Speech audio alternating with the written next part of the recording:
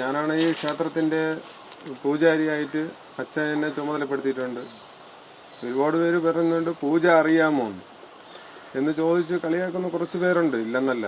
പിന്നെ കളിയാക്കുന്നവരുടെ എല്ലായിടത്തും എനിക്ക് പറയണമെന്ന് പറഞ്ഞു കഴിഞ്ഞാൽ, എത്ര സംഗീതം പഠിച്ചാലും എത്ര വിദ്യകളില്ല, ഇനി എന്തൊക്കെ പൂജാതി കർമ്മങ്ങൾ പഠിച്ചിരുന്നാലും ശരി, അറിവെന്ന് പറഞ്ഞ സാഗരമാണ്. ആർക്കും അത് പഠിച്ച് പൂർത്തിയാക്കാൻ ഒരിക്കലും സാധിക്കത്തില്ല.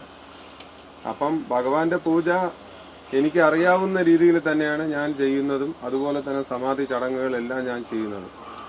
ഈ ക്ഷേത്രത്തിൻ്റെ സമാധിയോടനുബന്ധിച്ച് ഇത്രയും വിഷയങ്ങളുണ്ടായെങ്കിലും ഈ സമാധിയിൽ വരുന്ന വരുമാനം ഒരിക്കലും നമ്മളെ കുടുംബത്തിന് വേണ്ടി, ഒരിക്കലും നമ്മുടെ നിത്യോപജീവന മാർഗത്തിന് ഒരിക്കലും ഉപയോഗിക്കത്തില്ല. അങ്ങനെ പറയുന്നവർ ഒരുപാട് പേരുണ്ട്. ഇത് വെച്ച് ഇനി ഒരുപാട് ഉപജീവന മാർഗം നമ്മൾ അധ്വാനം തന്നെയാണ് നമ്മൾ ജീവിക്കാൻ ഇരിക്കുന്നത്.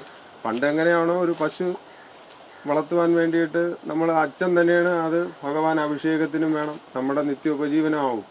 അതിനുള്ള രീതിയിൽ തന്നെയാണ് പശു വളർത്താൻ തീരുമാനിച്ചിരിക്കുന്നത്. അതിന് ഒരു മാറ്റമില്ല, അധ്വാനിച്ച് തന്നെ ജീവിക്കും. ഈ ക്ഷേത്രത്തിനെ